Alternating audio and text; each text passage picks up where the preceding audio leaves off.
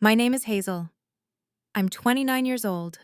The first thing I felt was the silver tray biting into my palms, not enough to make me drop it, just enough to remind me exactly who my parents believed I was. Not their daughter, not family. Useful. Champagne flutes clicked softly as I crossed the ballroom at Ashbury Country Club in Connecticut, careful not to let the stems knock together too hard. The room smelled like white roses, lemon polish, seared salmon, buttered rolls fresh from the kitchen, and money. Old money, quiet money. The kind that never needs to announce itself because the room already does it for them. A jazz trio was playing near the dance floor. Soft, expensive, forgettable in the way rich people love. Women in silk moved through the light with perfect hair and practiced laughter, and men in navy and charcoal suits stood in small circles, talking low and confidently, as if they had never once checked the total before swiping a card. And I was carrying champagne. My mother had chosen my dress that morning. Black, plain, fitted enough to look polished, forgettable enough to disappear.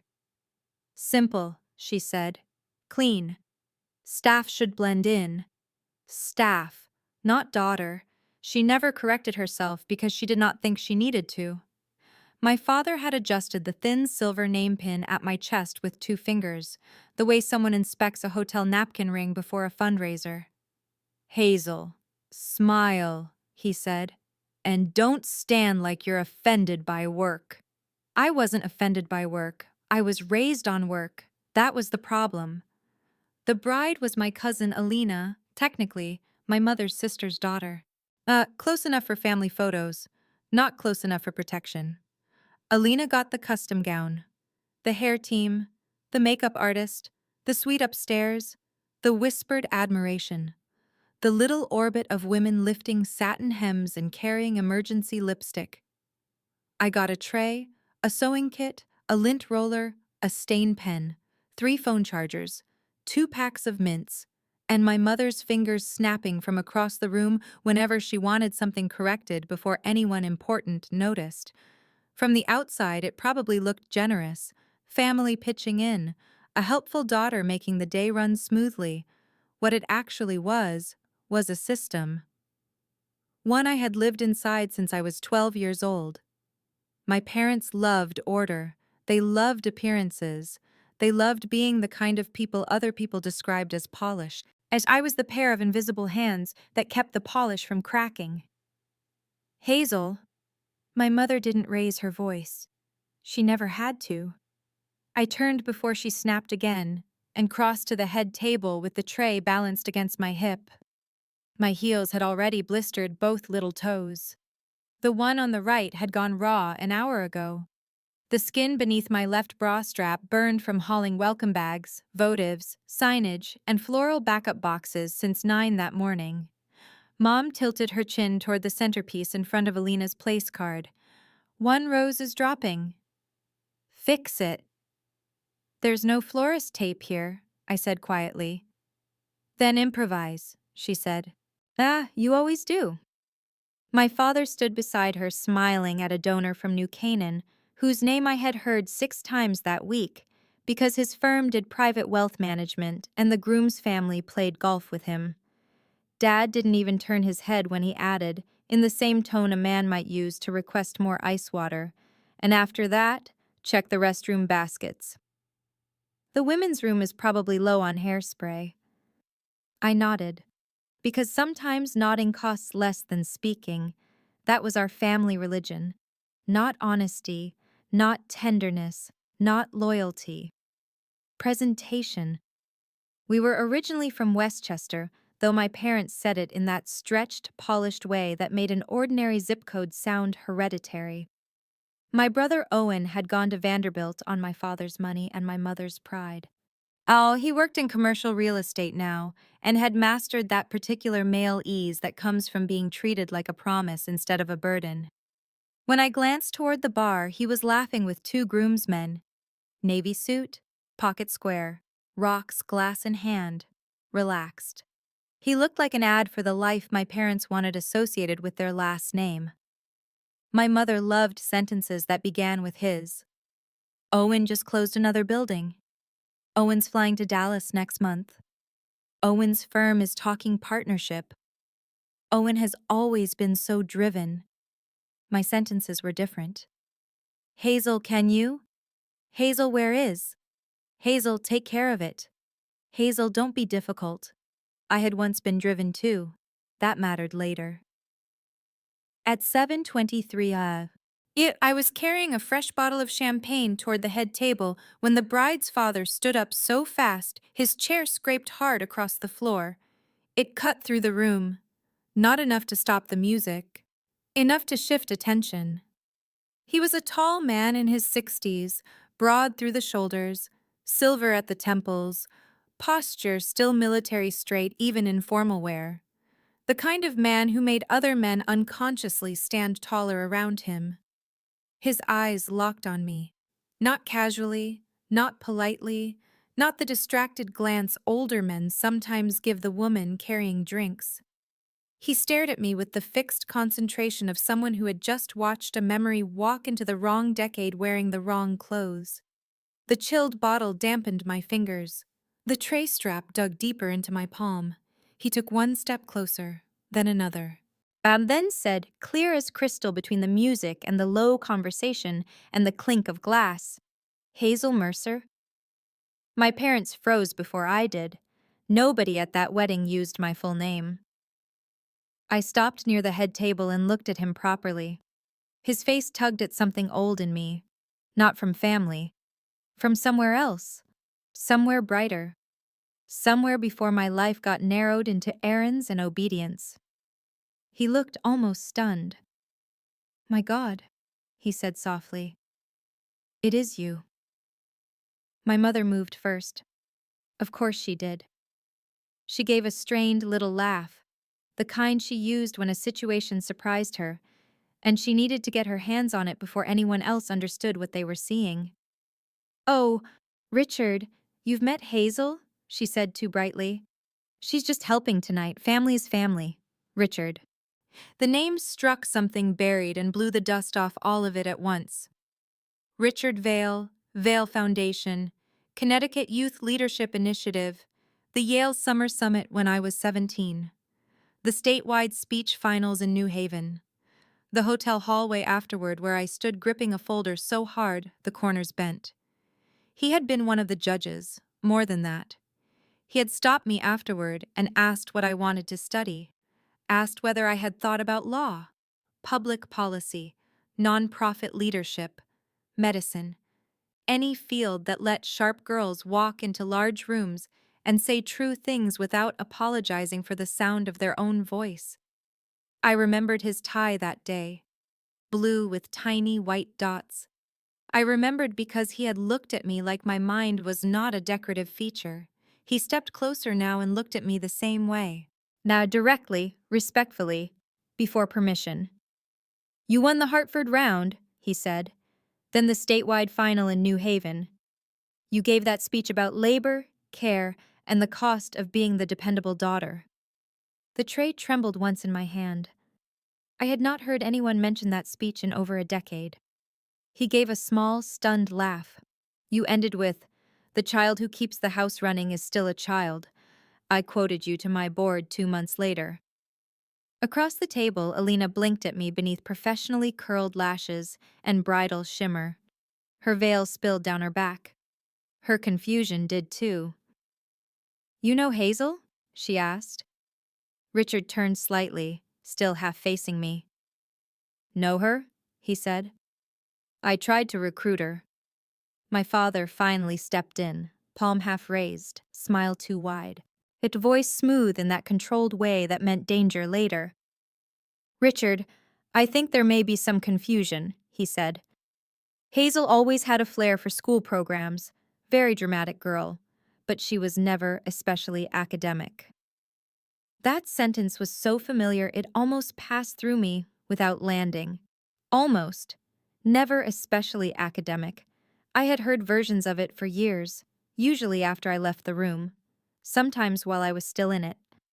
Richard looked at my father the way a surgeon might look at an X-ray, that reveals something worse than expected. That isn't correct, he said. The jazz trio kept playing. Someone near the bar laughed too loud at something unrelated. A server passed with crab cakes. Somewhere behind me, a child asked for more Sprite. For most of the ballroom, life continued. For hours, it stopped. Richard's gaze came back to me. You were selected for the Vail Scholar Mentorship track, he said. Full summer residency, Washington placement after senior year. We had dinner with finalists at the Omni in New Haven. Your mother told us your family was thrilled. I lost feeling in my arms for a second. My mother's face changed by half an inch. Tiny. Enough. I heard myself say, I was told I didn't get it. Richard frowned. No. He said it gently. Then more firmly. No, Hazel. You were one of 3. My father's voice dropped. Calm. Controlled. That dangerous quiet that had ruled my whole childhood. This really isn't the time. But time had already chosen. Alina looked from her father to me to my parents. Her groom, Peter, straightened beside her with one hand on the back of his chair. The 2 women at the next table stopped pretending not to listen. Owen left the bar and started drifting over, the laziness gone from his face. My mother touched my elbow. Tight. Fingernails first. Go refill table 12, she murmured, still smiling. I looked at her hand, then at her face, and for one clean second, I saw the whole machine, the years of it, the speed with which she reached for control every time the truth drifted close enough to smell. Richard saw it too. His expression cooled. I'd like Hazel to stay, he said. My mother withdrew her hand so quickly it was almost elegant. Someone behind me asked if the champagne was for the head table. I set the bottle down carefully, because if I kept holding it, I thought I might snap the neck against the tray. My palms were red where the silver edge had pressed. Richard's wife, Diane, came around the table now. She was elegant in deep green silk, and diamonds subtle enough to prove they were real. She looked at me with the softened concern of somebody realizing she had been standing inside a story without understanding her role in it.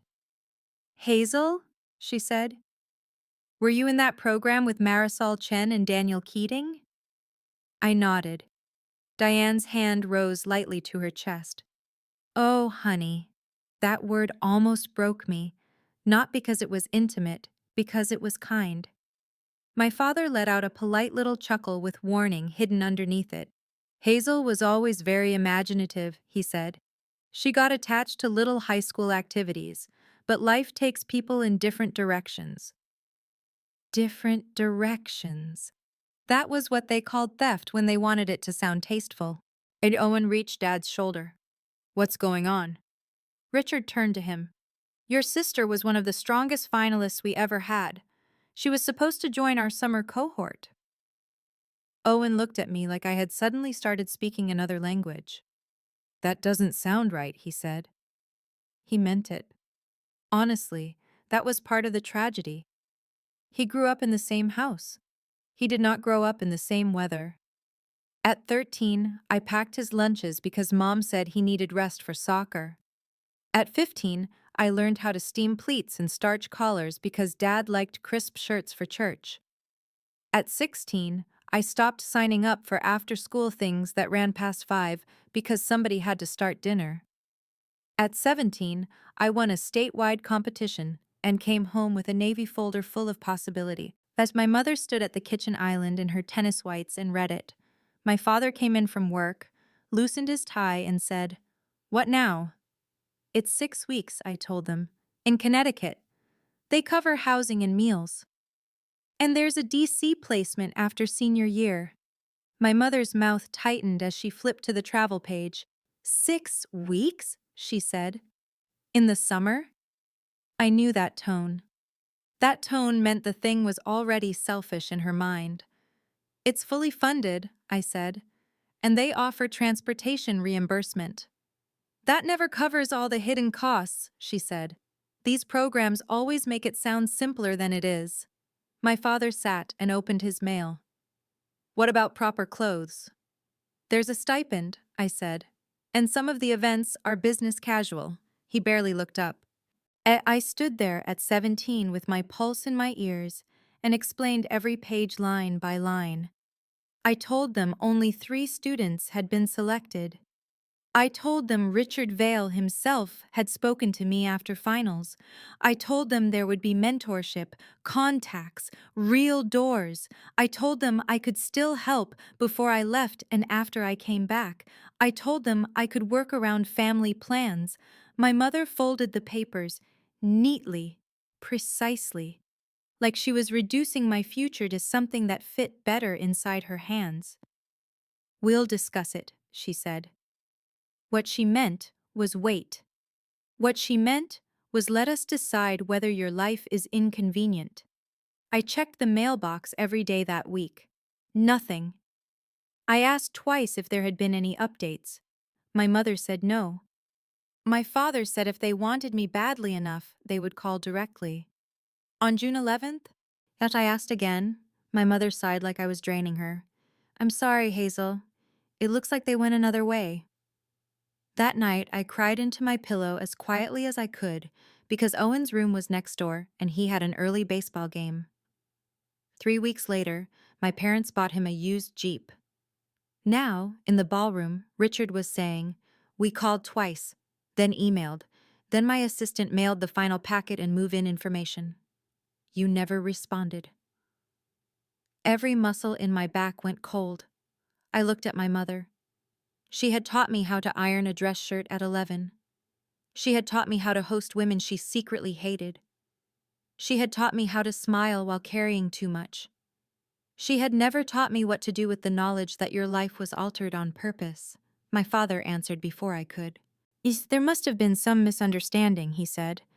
We were juggling a lot then. Hazel could be forgetful. Forgetful? I had built my entire personality around not forgetting things. That is what children in houses like mine do. You remember who needs ice, who hates onions, which bill is due, what lie was told, where the stain remover is, which floorboard outside your father's office groans after 10 p.m. Richard's face hardened. No, he said, there wasn't. Diane looked directly at my mother now. I remember the phone call, she said. You were very gracious. You said Hazel was thrilled. My mother blinked once, still enough to look guilty. Alina's maid of honor lowered her wine glass slowly. Peter's mother had stopped mid-bite. Nearby, the event planner whispered into her headset and then pretended to adjust candles while listening with her entire spine. I wanted to disappear. I wanted to stay. I wanted to split open. I wanted every ugly year lifted into the chandeliers and pinned there under the light. Instead, I said, I never knew.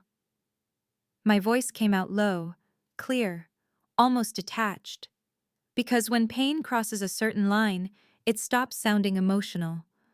It starts sounding precise. Richard watched me with something like sorrow. Hazel, he said, you were remarkable. We were upset when you vanished.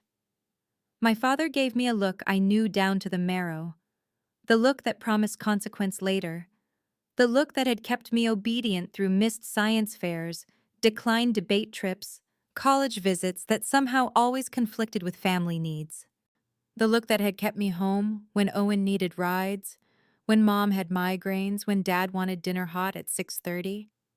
There are children who grow up afraid of fists. There are children who grow up afraid of shouting. I grew up afraid of that look. It had sent me to Pace on a commuter scholarship because it was close enough to stay useful. It had kept me from finishing on time because I had to work more hours. Then not finishing at all because when Dad's blood pressure spiked and Mom said the house was falling apart, I withdrew for 1 semester. 1 semester became years. Meanwhile, Owen got an apartment subsidy, a headshot package, a recommendation through one of Dad's golf friends, a down payment gift, Families do not always destroy you with obvious violence. Sometimes they just keep assigning you the bill for everyone else's life. Alina finally spoke.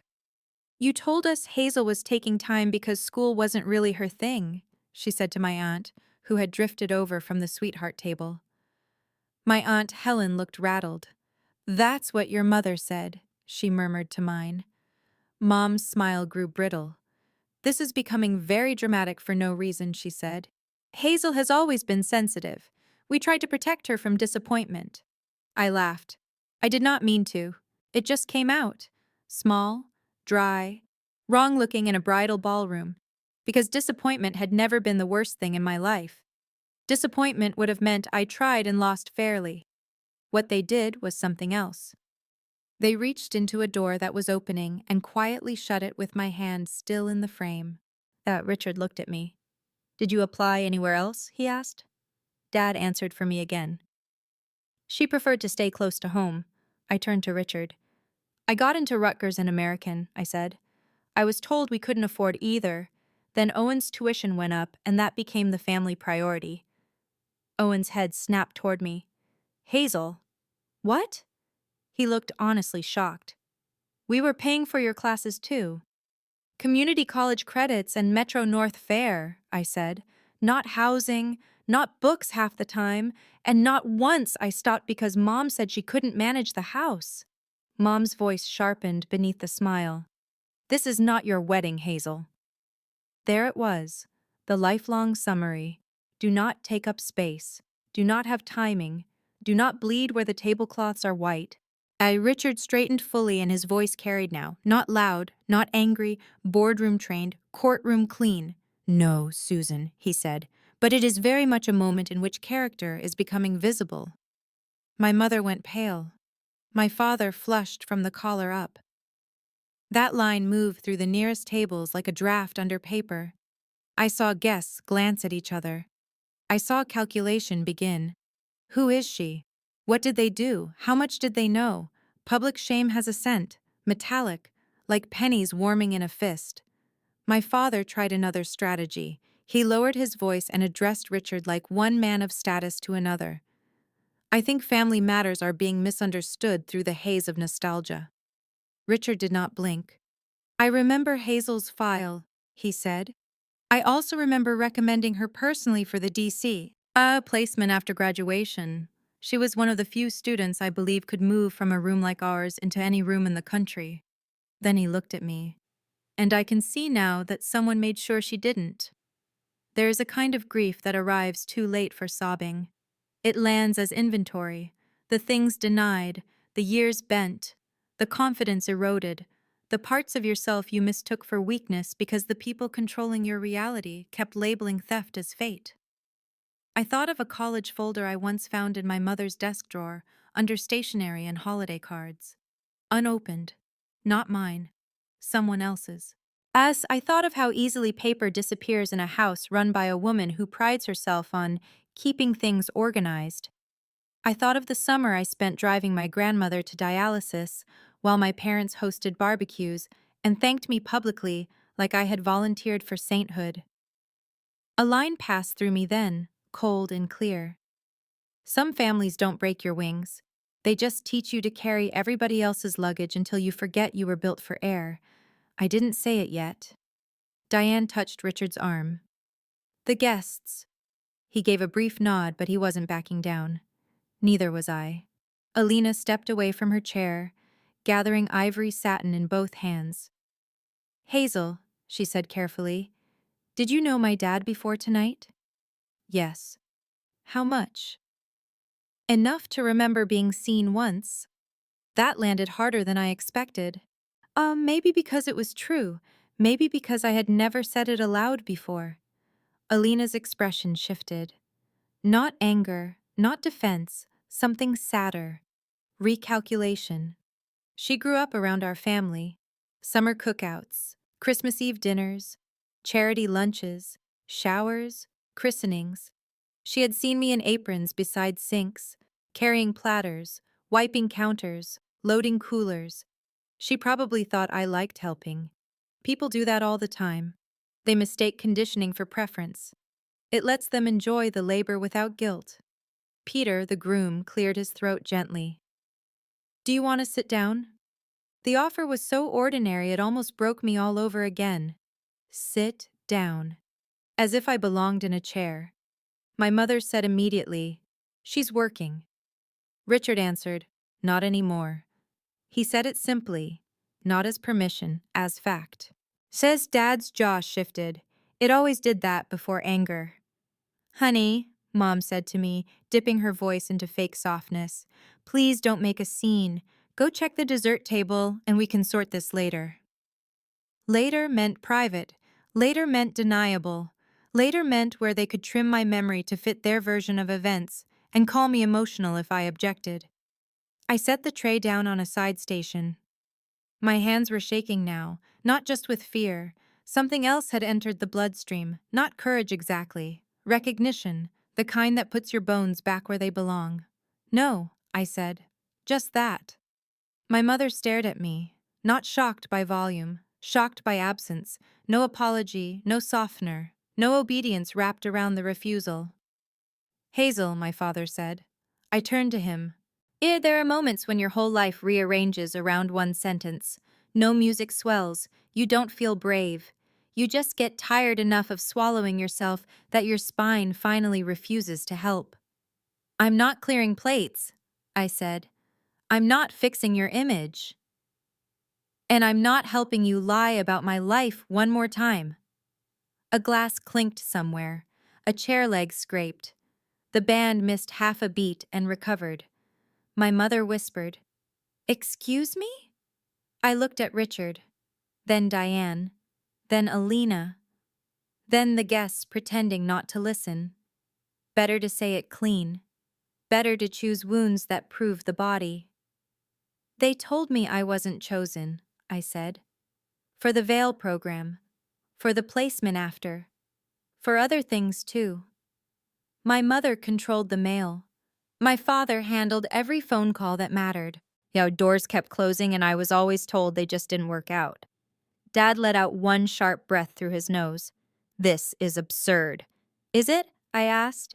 Because my FAFSA paperwork also went missing senior year. Twice. That was your own carelessness. I kept every deadline in a blue accordion file under my bed. Mom cut in. You were overwhelmed all the time. Because I was cooking dinner for 5 people at 17. Owen muttered, Jesus. I turned to him. Did you ever wonder why I stopped doing Model Congress in D.C. my last year? He frowned. You said you didn't want to. No, I said. Mom told me Grandma needed help that weekend, and Dad said ambitious girls make themselves impossible to marry if they don't learn priorities. Silence spread again. Not movie silence, real social silence. Shit, the kind that forms when people hear something ugly in words they once might have called traditional. My Aunt Helen looked horrified. Susan? Mom's face flared pink. That is not what was said. You said, I replied, and I remember it exactly, no man wants a woman who treats home like an inconvenience. Richard's mouth tightened. Peter's mother set her fork down with slow, deliberate care. Richard asked, Hazel, did you ever receive the final packet? No, Diane said quietly. It was FedEx. My mother didn't answer fast enough. That was enough. You learn a lot about guilt from timing. Alina's voice came out thin. Mom? My aunt had gone white. I never knew any of this. My mother turned on her sister first, because weaker targets are always safer. Helen, this is Hazel being dramatic at the worst possible moment. Then to me, lower, sharper, you do not get to ruin this wedding because you're unhappy with your choices. There are phrases that reveal the whole system at once. Unhappy with your choices. As though the choices had been mine. As though captivity signs itself. I took one breath, then another. Okay, I said. Then let's talk choices. I kept my voice even. That mattered. My choice at 14 was leaving sophomore homecoming early because Owen had friends over, And you wanted me heating frozen appetizers and cleaning up after them. Owen stared at the floor. My choice at 16 was turning down the overnight debate trip because Dad said no daughter of his needed to be in a hotel with those kinds of kids, Dad snapped. I said, "Huh, you were a minor." My choice at 18 was commuting because dorms were indulgent, then using bookstore wages to buy my own textbooks while Owen got a fraternity budget. Owen whispered, "I didn't know that." I looked at him. "You didn't ask." He flinched, not dramatically, just the way people do when a fact finally slides into an old gap and locks. My mother glanced around at all the watching faces and changed tactics. Tears, controlled, glossy, strategic, her favorite kind. "We sacrificed so much for both our children," she said. "Hazel has always had a tendency to rewrite history when she feels overlooked." Dad added, "She's been under stress. Between jobs." "I have a job," I said. He stopped. It should not have surprised him, but it did. Because he did not know details about my life unless he needed them later for diminishing.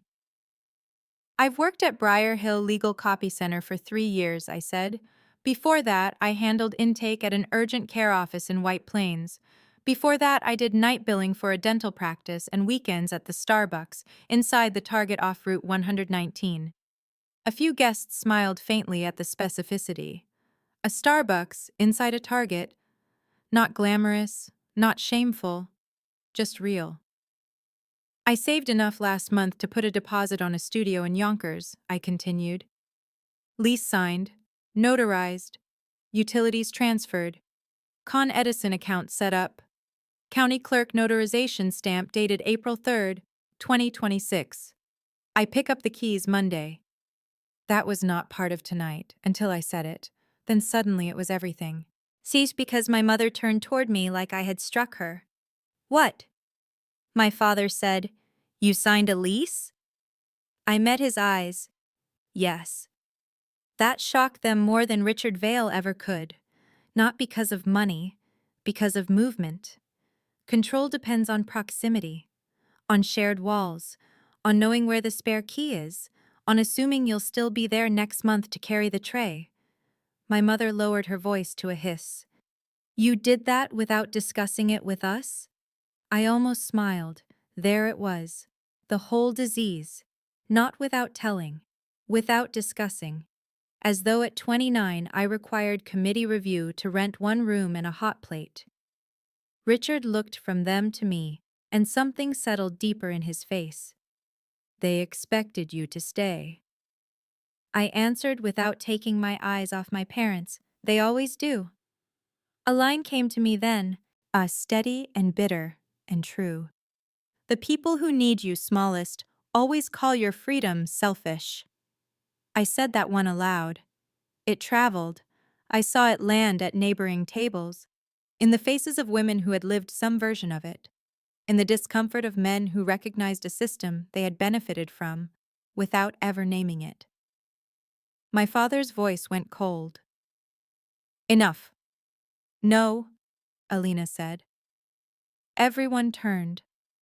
The bride stood with one hand braced on the table edge, veil slipping slightly off one shoulder. Her mascara was still perfect. Her certainty wasn't. "No," she said again, stronger. "Actually, not enough. Because if my father knows Hazel from a scholarship program, and Hazel never got the packet, and Aunt Susan handled the mail, then I would like to understand what happened before we keep pretending this is just Hazel being emotional." My mother stared at her niece as if betrayal had become contagious. "Alina," she said, "this is your wedding." "Yes," Alina said. "And I'd rather know whether half the people I invited are capable of lying to my face about family." Peter put a hand lightly at the back of Alina's waist. "Support, not control." I notice because women like me notice things like that. Diane pulled out a chair for me. Again, the ordinariness almost undid me. I didn't sit. Not yet. Sitting felt too much like trust. Instead, I rested one hand on the chair back and stayed standing. My feet ached. My shoulders burned. But my hair was slipping from the clip my mother said looked professional. There was still grease on the inside of my wrist from fixing a chafing dish 20 minutes earlier. And still, for the first time in years, I felt taller than both of my parents. Richard asked, "Do you remember the email address we had for you?" I did. Sort of. The application had required a primary contact. I didn't have a private laptop at 17. My mother said family applications should use the household account because important things get lost when children try to act independent. She controlled that inbox. I closed my eyes for 1 second.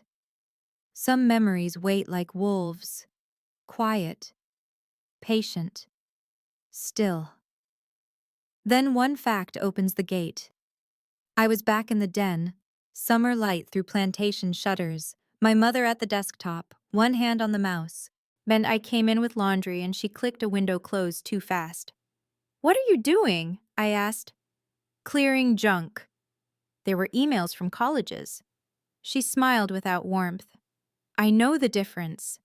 Then she looked over the monitor and said, "Hazel, if something matters, it comes by mail too." I opened my eyes. "The household AOL address," I said. "Susan Mercer home." Diane made a sound like pain.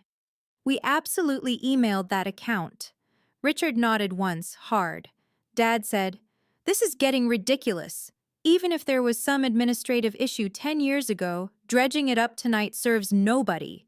Administrative issue. That phrase did something to me, because there it was again, the clean language of men who turn cruelty into filing errors. I faced him fully. "Do you remember the Navy folder?" I asked. And his expression did not change. "The one with the Yale Summit logo," I said. "You took it off the kitchen island and told me to stop leaving clutter around." Mom said sharply, "Hazel." "No, answer me." My voice did not rise. That mattered more than volume ever could. "Do you remember?" I said. "Or should I remind you of the sentence you used?" Because I remember that too. You said, "Nothing good comes from teaching girls they're exceptional." My aunt made a small choking sound. Dad's nostrils flared. "I never said that." "You did." "He did," Owen said. Every head turned. Owen looked sick, truly sick. He dragged a hand over his mouth. "He said it in the garage," Owen said. "I was there. Hazel had that packet." Dad said she was getting arrogant and nothing good comes from teaching girls they're exceptional if they're just going to end up disappointed. My father stared at his son like he had been struck. Owen swallowed. "I thought it was just Dad talking. I didn't know there was an actual offer." My mother whispered, "Owen, be careful." He laughed once, harsh, disbelieving. "Be careful?" He looked at me, then at them. She was 17. Some betrayals arrive like thunder. Others arrive in the face of a brother, realizing the family mythology was built on someone else's missing life. I had spent years resenting Owen. A lot of it was earned. He floated on advantages he never examined. But in that moment, I saw something else too. How houses like ours deform sons by letting them believe comfort is neutral. He had not built the system. That he had just lived well inside it, that did not excuse him. It did explain him. Richard asked quietly, "Hazel, did anything else disappear?" I let out a breath. "Mail," I said. "Forms. A courthouse internship application from a judge in White Plains. A follow-up from a writing institute. My driver's permit packet once, which sounds small until you realize it bought them 2 extra years of me needing rides." My mother snapped. "That is a lie." I looked at her. "No. But the DMV line I stood in at 20 instead of 16 was real." A dark little ripple of humor moved through the nearest guests. Even pain gets sharper when it gets specific. Everybody in that region knew the misery of a DMV line. Everybody knew what 2 extra years of dependence could mean. Diane asked the question no one else wanted to say first. "Why?" My mother stared at her. Why is dangerous? Facts can be denied. Motive shows the bones. My father answered first because he always preferred blunt authority when charm failed. Because family responsibility comes before childish fantasies. Richard's expression cooled into contempt. Childish fantasies, he repeated. You mean education? I mean discipline. You mean control. Dad drew himself up. You know nothing about raising a daughter, Richard said. I know theft when I hear it. That changed the air, not by shouting, by movement. Peter's father, who had been sitting 2 tables away, stood and came closer with the measured pace of a man who had spent years around corporate law and understood exactly what accusation had entered the room.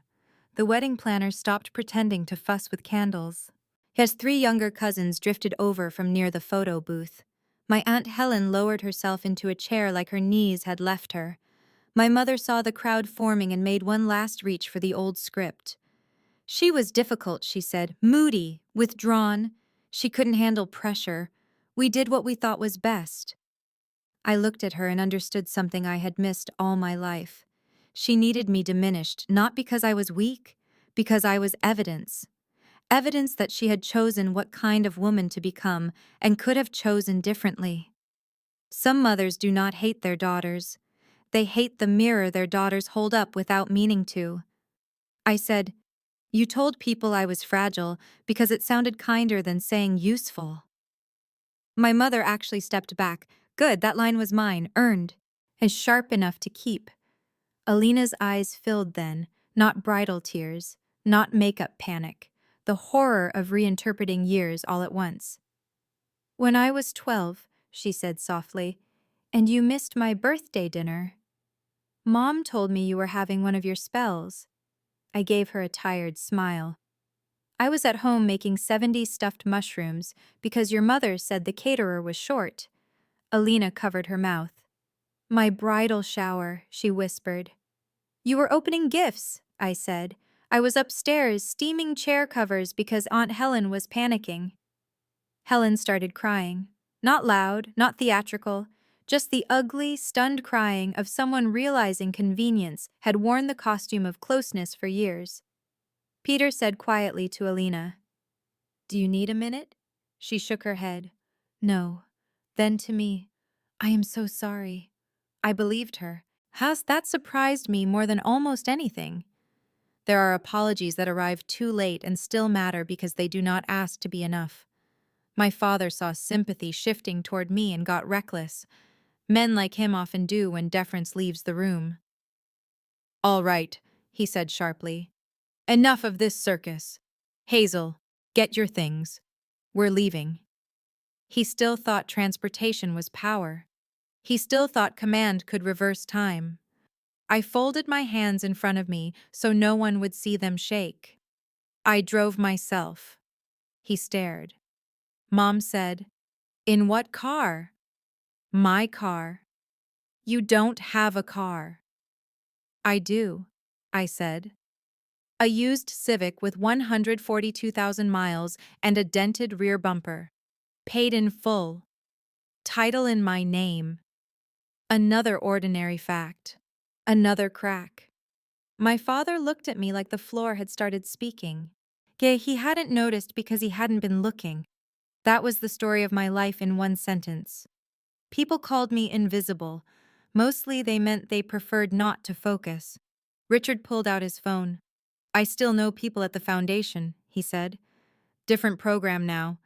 Not entirely different doors. I shook my head once, overwhelmed by how fast the night was moving.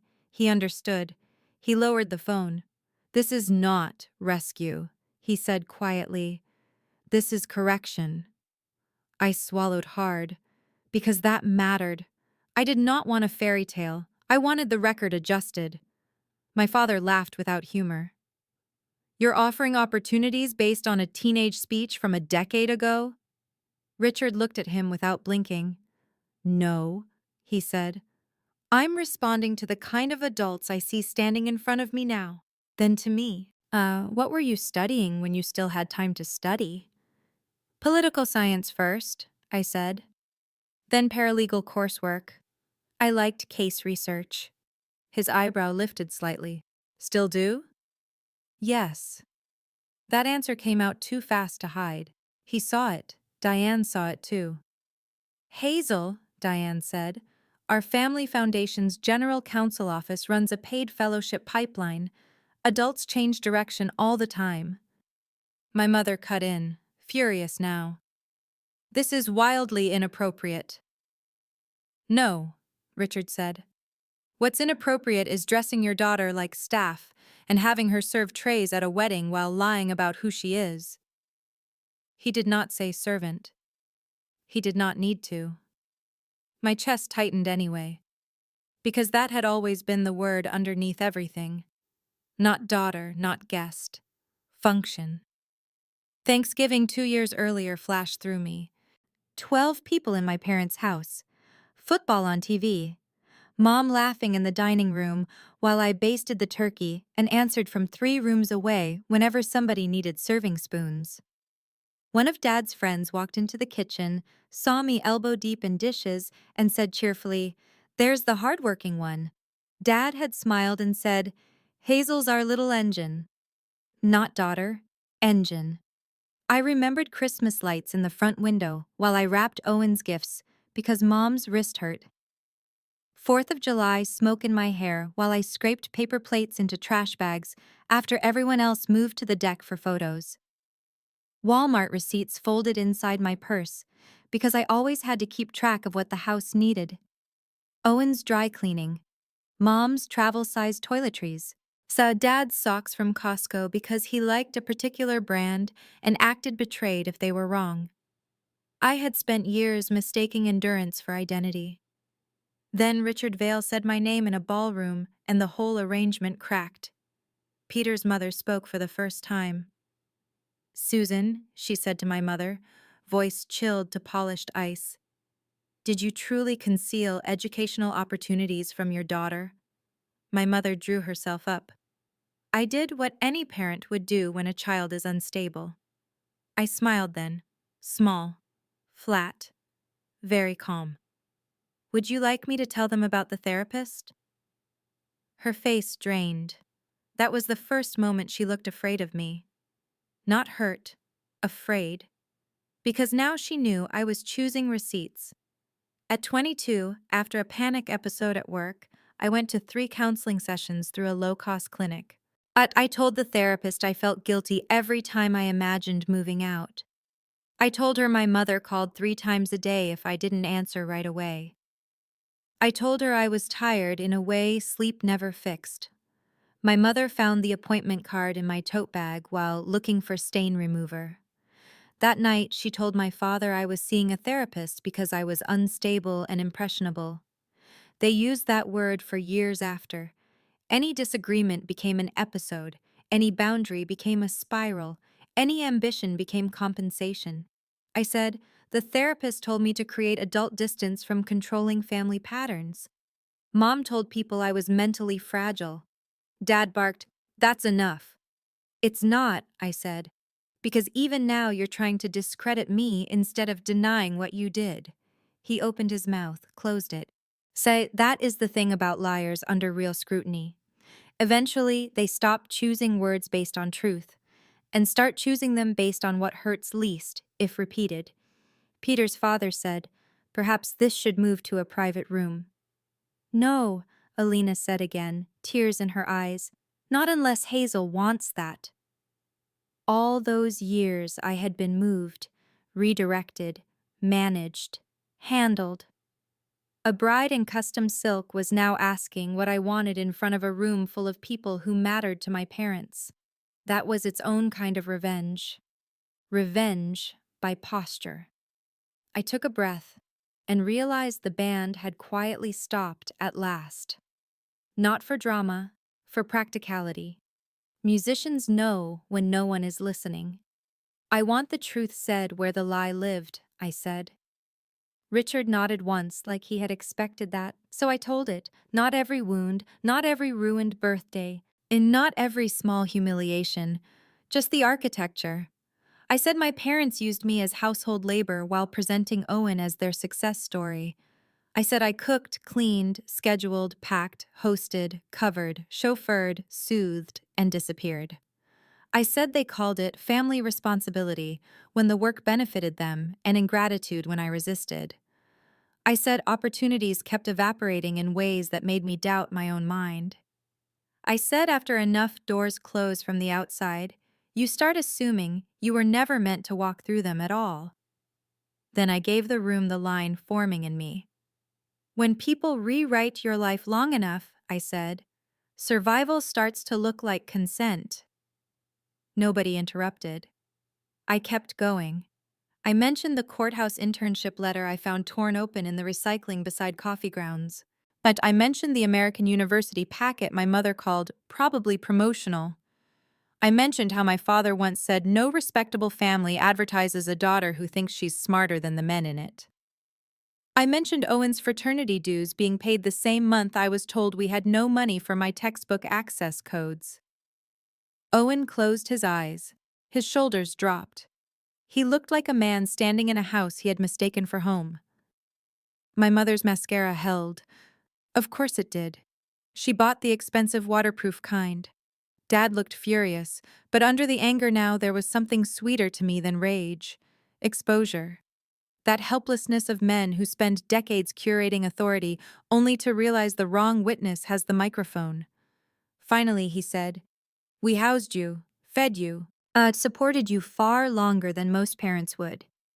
There it was, the accountant's version of love. I nodded slowly, and charged interest in obedience. Richard let out a breath that sounded almost like admiration despite the setting. Peter looked at my father like he had become a stranger over the salad course. Then my mother, maybe out of panic, maybe out of habit, made the mistake that ended her. Hazel, she snapped, forgetting the room, forgetting everything except reflex. Go to the kitchen and bring more ice. Right now. It came out exactly the way it always had. Assumed, automatic, public, a command polished by repetition. And because the room had now heard who I had been before they shrank me, the sentence sounded monstrous. My mother heard it too.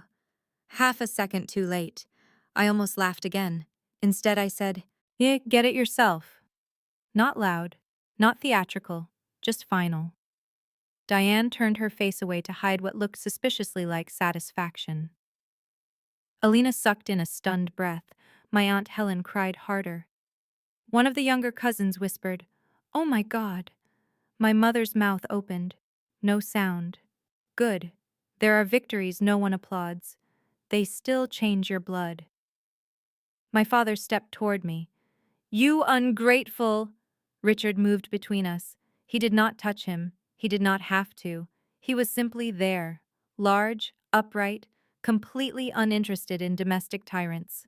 Don't, he said. One word. Enough. My father stopped. Not because he respected me, because another man with status had entered the lane. It sickened me. It also worked. Peter's father signaled quietly toward venue security.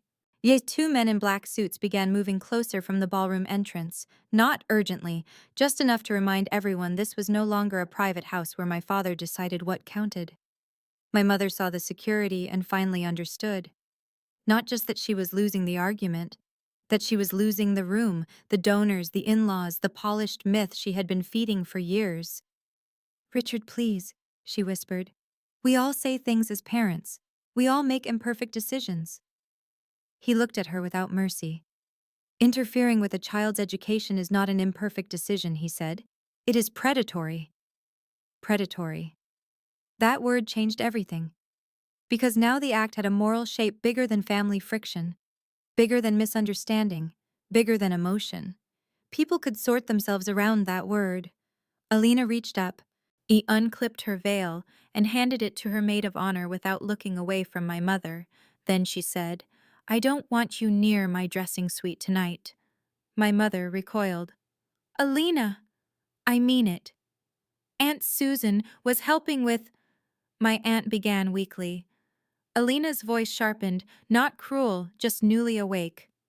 No, She was controlling everything because we let her. Then she turned to me. Hazel, will you come upstairs with me for 5 minutes? My first instinct was no.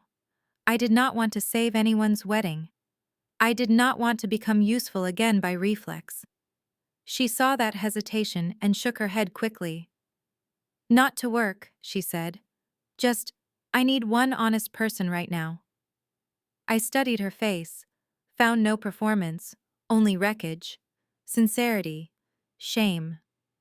All right, I said. My mother moved as if to follow. Peter stepped, edged quietly and almost imperceptibly into her path. It was such a small movement. It felt seismic. Upstairs in the bridal suite with the door shut and the music below us muffled by walls and money, Alina sat on a velvet bench in a pool of satin and cried for exactly 40 seconds. Not because of makeup, not because of pictures, because her wedding day had become a spotlight on a cruelty she had benefited from without naming. I thought you liked helping, she said finally. I know, I said. She gave a wet little laugh through tears. That's awful. It's common. She looked at me. Why didn't you ever say anything? I leaned against the dresser, exhausted to the marrow. To who? Her mouth closed. That answer did the work. People always ask why the quiet one stayed quiet, rarely why the room was built to punish sound. Alina dabbed carefully under her eyes. My dad is texting someone already, isn't he? Yes. She huffed a sad little breath. That means your life is changing. Maybe. No, she said. Definitely. I looked at her then and saw how young she suddenly seemed beneath all the styling. Younger in the way brides often are once the performance slips. A woman trying to have a perfect day while family history climbs up through the floorboards. I'm sorry, she said again. I know. That mattered too. She stood slowly. For what it's worth, I don't think you should leave quietly. I smiled faintly. I don't plan to. When we came back downstairs, the ballroom had rearranged itself around the truth. Not physically, socially. My parents were no longer at the center. They stood slightly apart the way people do when conversation has stopped flowing toward them. Owen was near the bar alone, staring into a glass of bourbon he hadn't touched. Richard met me halfway. I spoke to Claire Donnelly, he said. General Counsel's office. She remembers your old file because apparently I never stopped bringing you up as an example of a wasted selection. I blinked. He almost smiled. Annoying habit. My throat tightened. She'll meet with you Tuesday, he said. Informal first. White Plains, 9 a.m. Paid training track possible if there's a fit. No promises, but a real door. I let the words settle. Tuesday, White Plains, paid, real, not rescue, correction. Thank you, I said. He shook his head. No, we failed to follow through when you disappeared. That part belongs to us too. That honesty nearly broke me more than the offer, because real accountability does not rush to innocence. Peter's father stepped forward and handed me a business card. I'm not stepping on Richard's plan, he said. But if you ever want to finish your degree, my wife sits on the board of a scholarship consortium for adult learners. Evening tracks, Westchester and Fairfield County. I took the card. Then one of Diane's friends quietly told me her office always needed reliable litigation support staff. Then Peter's mother squeezed my hand and said, I'm glad you spoke. This is how status works in America. One wrong room can bury you. One right room can reopen the map. It is not fair. It is true. My mother watched every card enter my hand. Good, let her see future becoming physical. Owen finally came over. His face looked older somehow, less polished, more human. Hayes, he said. He hadn't called me that in years. I waited. I'm sorry, he said. I think I knew pieces, and I decided not to examine them because it benefited me. That was more honest than most men manage in an entire life. I nodded. It did. He swallowed. I can't fix that. No. But if you need help moving Monday, I can come. I almost laughed at the simplicity of it. A move, boxes, tape, muscle, not absolution. Help. That I understood. I'll think about it, I said. He nodded once, accepted it. Sometimes the first decent thing someone does is survive hearing no. My father strode toward us, unable to bear even that small bridge forming outside his control. Owen, enough, we're leaving. Owen looked at him, then away. I know. My father actually staggered on the inside. I saw it. My mother's voice went thin. Owen! He set down the untouched bourbon. No. Same word. Different child. Same effect. There is no revenge sweeter than watching obedience become optional in real time. My father turned back to me, because all roads in him still led toward punishing the daughter. You have embarrassed this family beyond repair. I answered, You did that when you stole from me. He slapped me, not hard enough to throw me, hard enough to make a sound, sharp, clean, public. Everything after moved fast. Security closed in. Richard caught my father's arm before he could step again. My mother cried out. Guests recoiled. Peter cursed under his breath. Diane said, Call the police. My cheek burned instantly. My eyes watered. And through the sting, through the noise, through the sudden chaos, one thought arrived with brutal clarity. He had finally hit the truth instead of hiding behind it. A security guard asked quietly whether I wanted law enforcement contacted.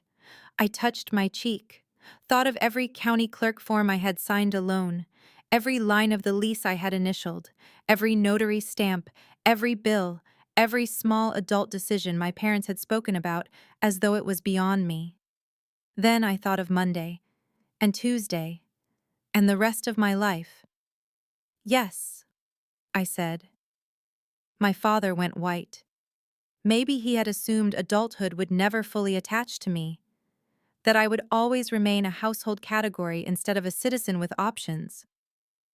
Men like him often confuse family access with immunity. As security escorted him and my mother toward the ballroom doors, my mother twisted back to me, mascara finally breaking. After everything we've done for you, she cried. I stood very still, then gave her the line she had earned over years. You taught me how to serve your story, I said. You just never imagined I would stop. She made a sound like something tearing. Good. Outside, the cold April air hit my face like a blessing and a verdict. Blue valet lights flashed over polished cars. Somewhere near the curb, a driver smoked beside a black Escalade. Through the ballroom doors, the band had started again. Softer now, easing the remaining guests back toward some version of celebration. I stood beneath the stone archway, with one hand against my burning cheek and let the night gather around me. Richard came out first. Then Diane, then Owen a few minutes later, keeping his distance in a way I appreciated more than he probably knew. The police arrived, questions were asked, a report was offered. I gave facts. Only facts. Venue assault incident. Ashbury Country Club. April 14th, 2026. Witnesses numerous. I had learned from legal offices that details matter because details survive emotion. When the officers were done, Richard handed me a folded linen handkerchief for my cheek. Claire's assistant will text you the address, he said. Tuesday, 9 a.m. Thank you. Diane squeezed my shoulder gently. And whether or not you take any offer, Hazel, none of what was done to you was because you lacked value. I nodded because speaking then would have broken me. Owen stood near the curb with his hands in his pockets. I deserve a lot less grace than I'm about to ask for, he said. Still, Monday? I looked at him in the blue-white valet light. I need boxes, I said. He let out a breath. Done. Not healed. Not solved. Just done. Sometimes repair starts as cardboard and tape. When they went back inside, I stayed out there alone for 1 minute longer. The air smelled like wet pavement, trimmed hedges, exhaust, and spring. My feet hurt.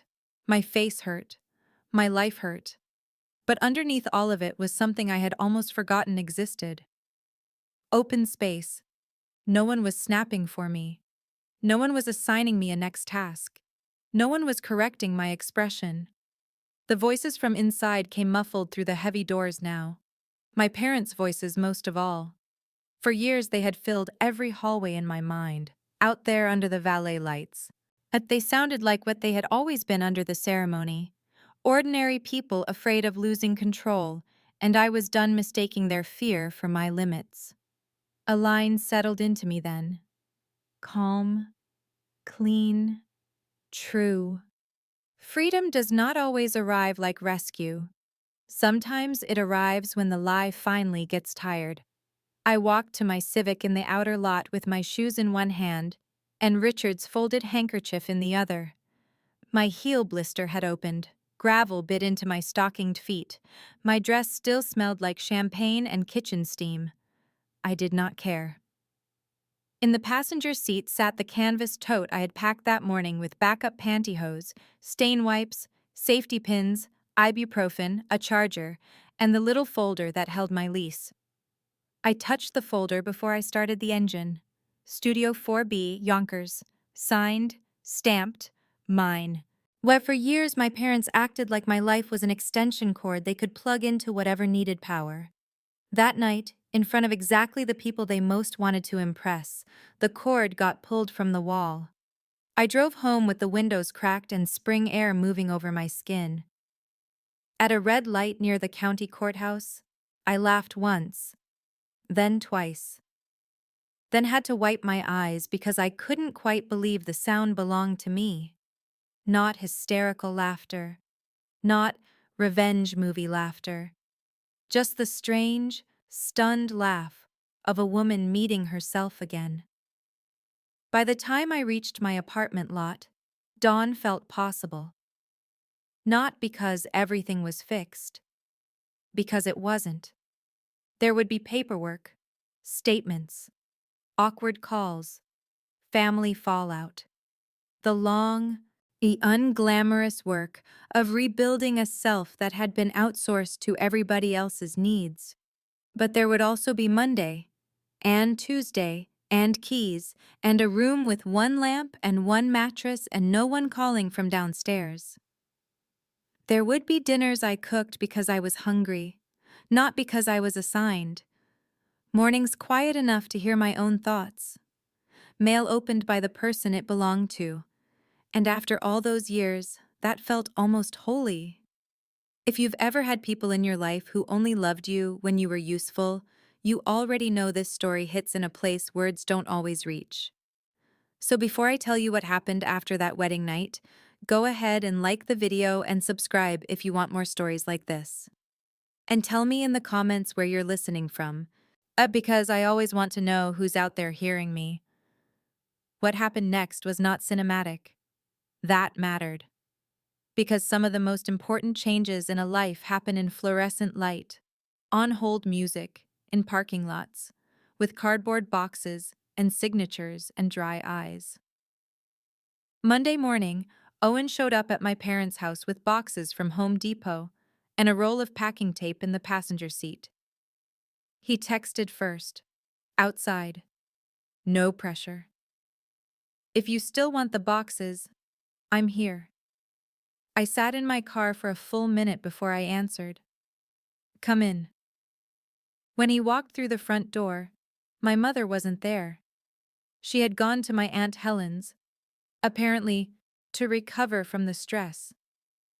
My father was not allowed on the property pending follow-up after the incident report, and the irony of that sat bitter and bright in my chest. But for the first time in my life, I entered that house and knew he could not legally turn a room cold with one look. Owen stood in the entryway holding the tape and looked around like he had never actually seen the place. Not the furniture, the architecture of labor. My mother's tote on the stairs waiting to be carried up, dry cleaning bags by the hall closet, A grocery list clipped on the fridge in my handwriting. The bin of batteries and light bulbs I kept organized because no one else remembered where anything was. A life hidden in plain sight. "Where do you want to start?" he asked. "My room." He nodded. No speeches. Good. We packed in silence for the first 10 minutes. Then, not silence exactly. Tape tearing, hangers sliding, drawers opening and shutting, the ordinary sounds of a life becoming portable. He picked up a stack of old notebooks from the shelf above my desk. "You still have these?"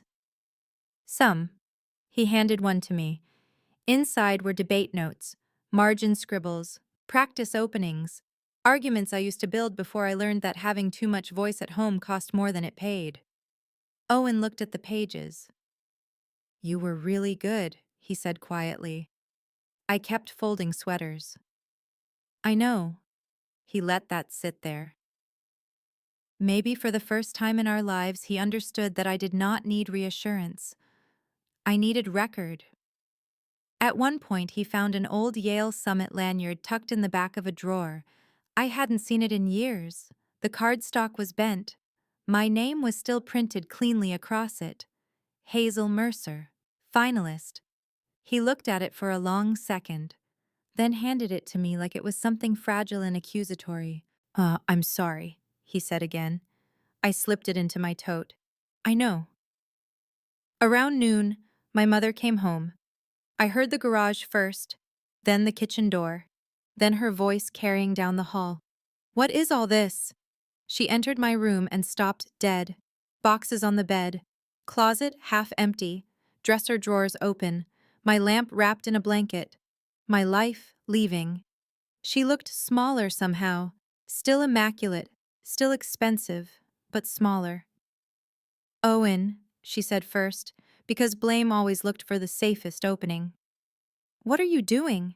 He stood up straight. "Helping Hazel move." My mother turned to me. "You're really doing this?"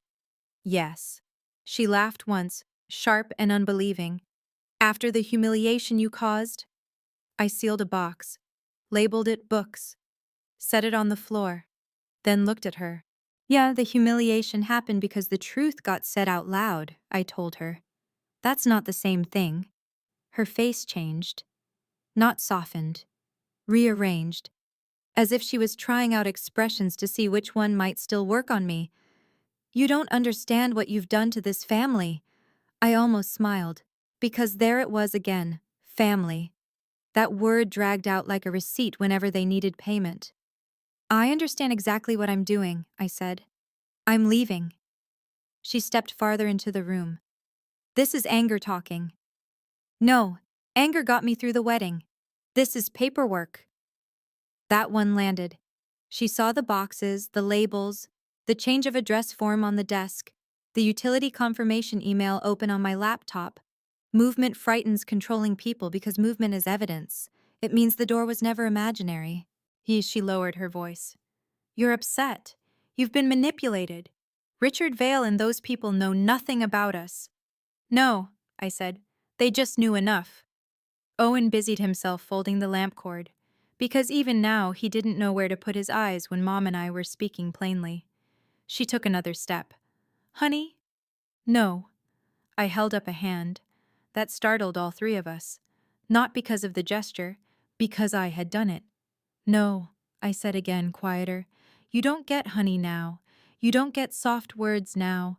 You do not get to step over what happened because you want the house to feel normal again." Her eyes flashed. "So now, I'm the villain." I looked at the room where I learned to make myself smaller. The room where I studied quietly while the rest of the house called for me. The room where I cried into a pillow so nobody had to lose sleep over my grief. Then I looked back at her. "No," I said.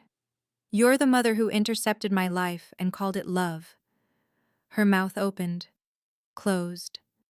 For once, she had nothing ready.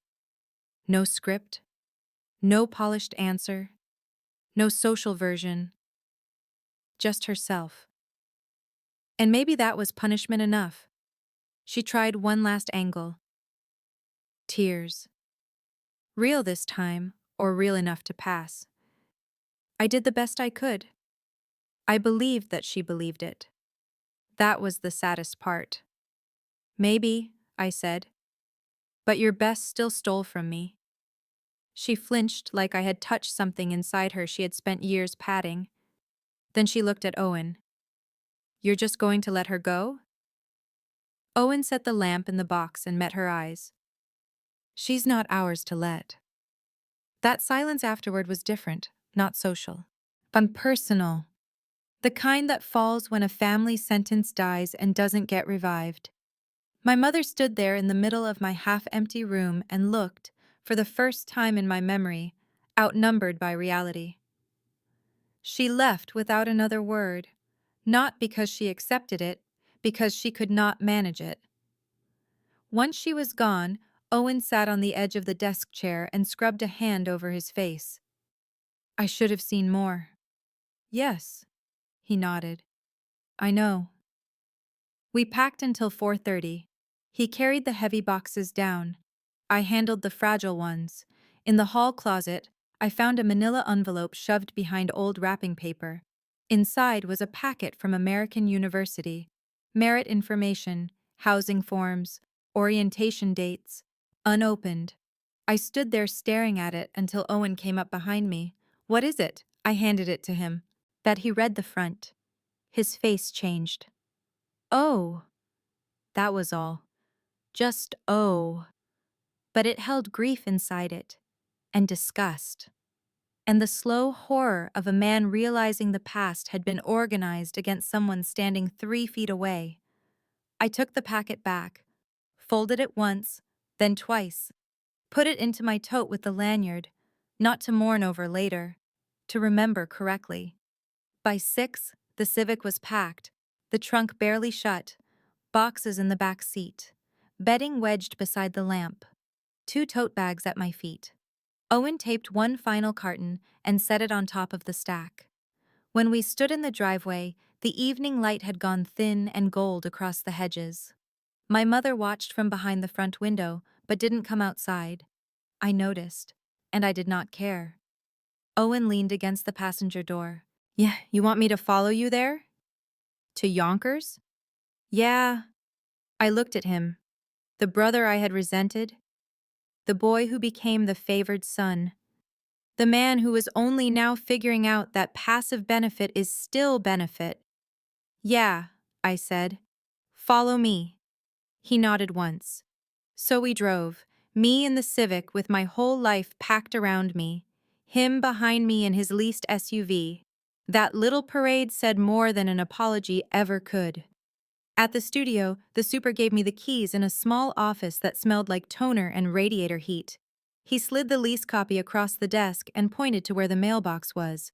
4th floor, he said. No elevator, sorry. I almost laughed. Trust me, I said. I've carried heavier things. Studio 4B was small, smaller than I remembered from the walkthrough.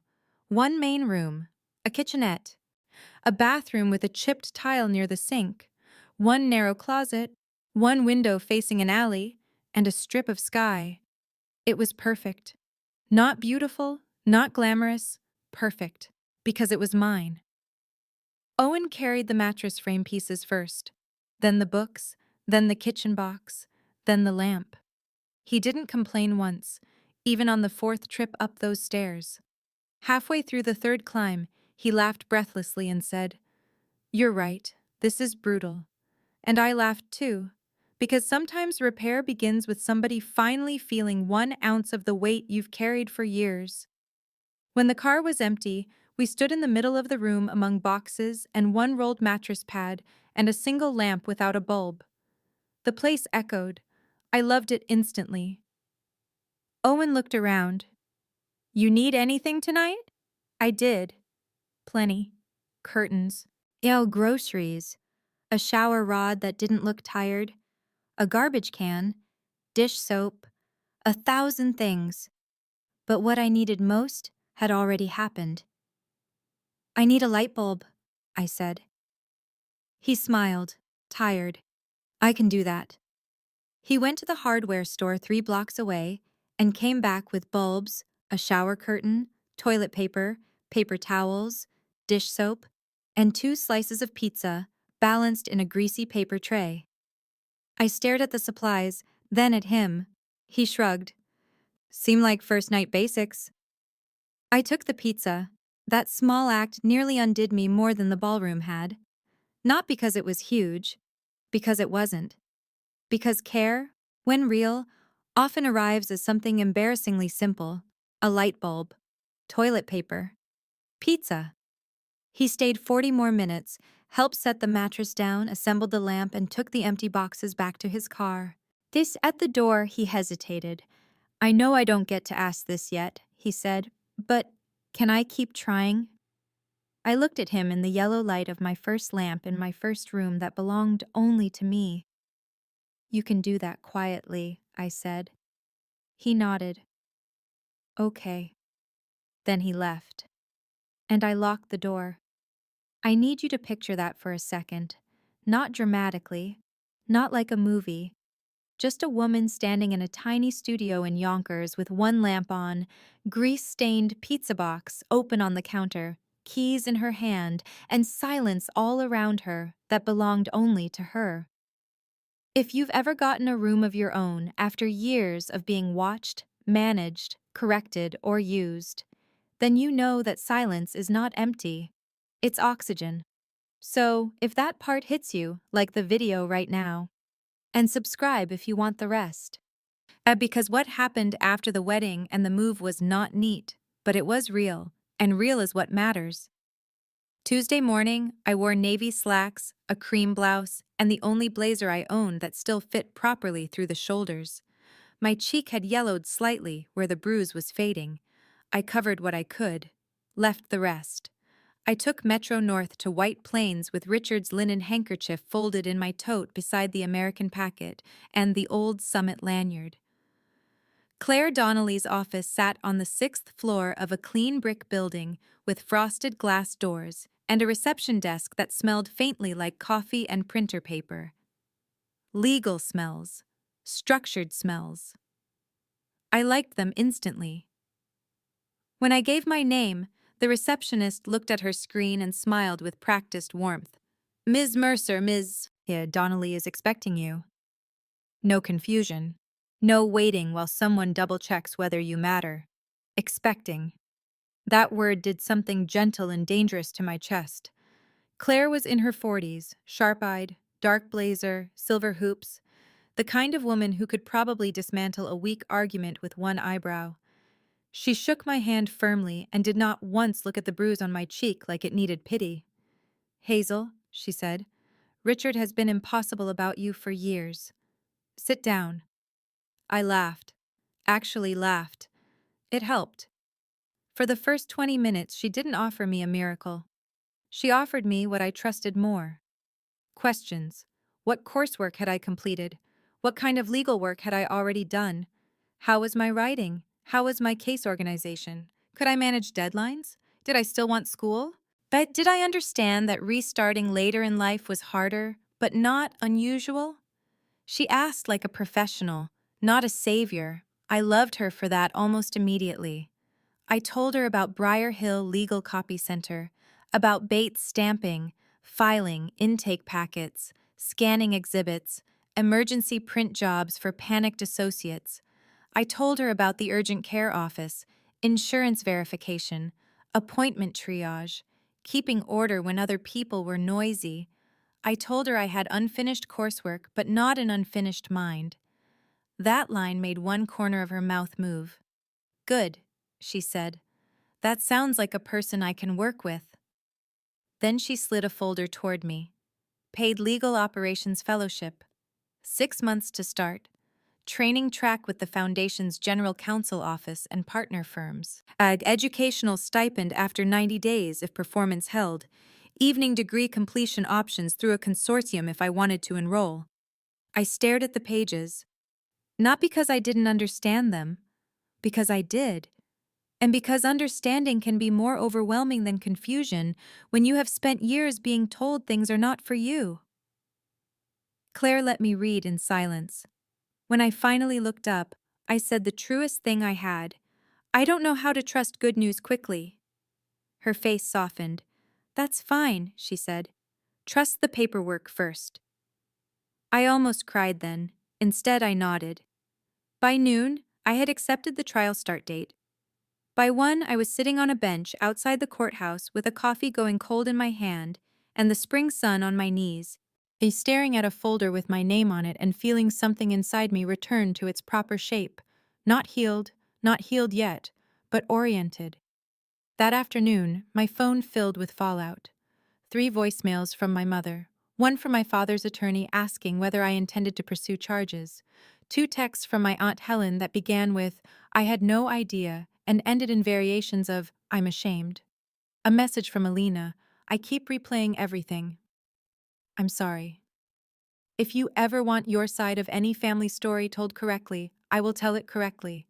That one mattered, because truth does not always need closeness. Sometimes it just needs a witness who stops lying. Then came the message that made me set the phone down and walk a full lap around my studio before reading it again. From Richard. "Claire says you did well. I'm glad." No grandiosity, no ownership, just glad.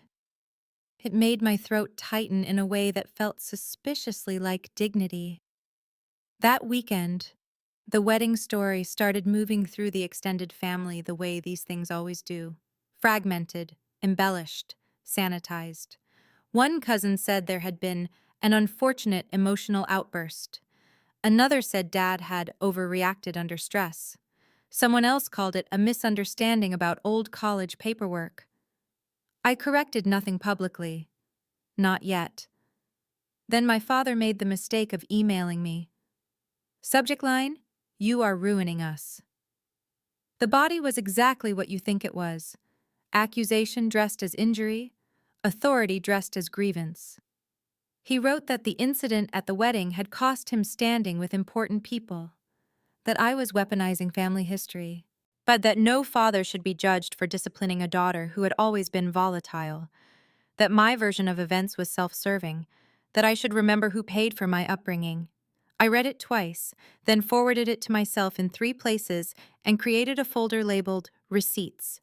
Because once you understand that truth needs a file structure, you stop arguing emotionally with people who survive by revision. I replied with 6 sentences. Do not contact me except through counsel regarding the incident report. Do not come to my home. Do not come to my workplace. Do not attempt to access my mail, accounts, or records. Any further harassment will be documented. This is not a discussion. Then I blocked his number. I stared at the screen afterward, with my heart pounding like I had sprinted somewhere. Maybe I had. My mother took longer. Her first message was crying. Her second was nostalgic. Her third was angry. Her fourth tried guilt. The fifth tried prayer. By the 6th, I understood something clean and final. She did not miss me. She missed access. I blocked her too. And just like that, 2 voices that had filled every room of my mind got pushed outside a digital door and left there. The silence afterward was almost physical. A week into the fellowship, Claire handed me a red-weld file and said, "Find the inconsistency in these vendor disclosures." I found 3. She nodded like she expected that. By week 2, I was staying late because I wanted to, not because somebody needed me to. By week 3, one of the attorneys asked if I had ever considered compliance law. I said, "Not seriously." He said, "You should." It turns out competence feels completely different when it is not being drained to support people who resent you. At night, I came home to the studio, made eggs or noodles or grilled cheese or soup, and sat cross-legged on the mattress pad with my laptop open on the floor. I priced bed frames, compared used bookshelves, filled out the evening degree application Claire's office had flagged for me. Ordinary things, holy things. Mail began arriving with only my name on it. Hazel Mercer, Studio 4B. Every envelope felt like a witness. One Thursday, I came home and found a small potted plant outside my door, with no card. The super later told me it had been left by a blonde guy in a suit who looked guilty. Owen. I laughed so hard I had to sit down on the floor beside the plant. He texted an hour later, "It's a pothos. Hard to kill." Felt symbolic. I wrote back, "Subtle." He answered, trying a new personality. That was the first conversation we had in years that did not leave me feeling used. Small, careful, human. We began, oddly enough, with furniture. He helped me carry in a second-hand desk from Facebook Marketplace, then a bookshelf, then a microwave a colleague of his was giving away. He never once stepped into the apartment without asking, never stayed too long, never tried to cash help in for absolution. That restraint built more trust than speeches could have. Alina called 3 weeks after the wedding. I almost didn't answer. Then I did. Her voice came through quiet and exhausted. "They're blaming you to anyone who'll listen," she said. "I thought you should know." "Of course they are," she exhaled. "I corrected Aunt Linda today. And she said you'd had some sort of breakdown, and I told her, no, actually Hazel told the truth and Uncle Mark slapped her in public." I closed my eyes. The sentence made something settle. "Thank you," I said. "I should have known more." "You were trained not to look." A long pause. Then, "That doesn't feel like enough." "It isn't," I said. "But it's not nothing."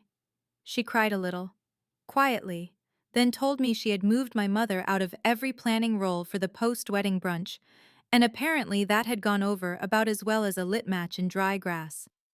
I pictured it, and for the first time in years, smiled without bitterness. The fellowship became 3 months, then 4. Claire kept adding work that mattered. Not busy work. Real work. Case prep, document tracking, research memos. And one evening she stood at my desk after everyone else had gone and asked, "How much school would you need to finish?" I told her. She tapped the edge of my monitor once. "Then finish." Simple. Like it was obvious. Like my life had not become expert at interruption. That fall, I enrolled in 2 evening classes. Constitutional law, research writing. The first night I sat in that classroom with a legal pad and 3 sharpened pens and had to keep swallowing around the thickness in my throat. Not because I was scared of the work, because I had made it back to a room built for my mind. Do you understand what I'm saying? Not a ballroom, not a kitchen, not a hallway where people call your name like a task list. A room built for my mind. So yes, if you're still with me here, hit like and subscribe. Because stories about family betrayal are one thing, stories about what happens after you finally leave are another. And honestly, I think that second part matters more. By October, the bruise on my cheek was gone. The record wasn't. Dad took a plea arrangement tied to the incident, the venue footage, and witness statements. Nothing dramatic. No prison, no courtroom fireworks. But there was documentation. There was public record. There was the irreversible fact that one more polished room now knew exactly what kind of man he was. That mattered to me more than punishment theater ever could. My mother sent one final handwritten letter in November. 3 pages. Cream stationery. Blue ink. She wrote that she hoped time would soften my memory, that families are imperfect ecosystems, that she never intended harm. That perhaps in adulthood, I would come to understand the pressures of parenting. That she had always worried I was too intense for my own good. I read it once, then wrote 6 words on the back. I remember clearly. That is enough. I mailed it back. No return note. No signature. After that, she stopped. The holidays were strange. Not tragic. Strange. The first Thanksgiving in my studio, I made one Cornish hen because I wanted to see if I could. Burned the first batch of carrots because I forgot the timer while reading a case brief. Ate on a folding chair beside my little desk and felt more peaceful than any holiday table I had ever sat near, but not truly at. Owen came by the Sunday after with pie from a bakery in Bronxville and a bottle of cheap red wine neither of us liked very much. We ate pie with forks straight from the box and talked about boring things, traffic, work, how stupid brokerage jargon sounds when you say it slowly. Halfway through, he said, "Dad always made me think your anger was the problem." I looked at him. "And now?" He swallowed. Now I think your anger was information. That stayed with me, because it was true. Women like me get taught to treat anger like a flaw. Sometimes it is the only part of you that still knows your name.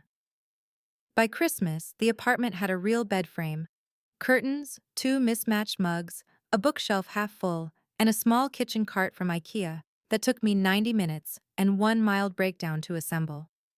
There was a pothos in the window. There was a lamp by the bed. There were my shoes lined up by the door however I wanted, and no one moved them.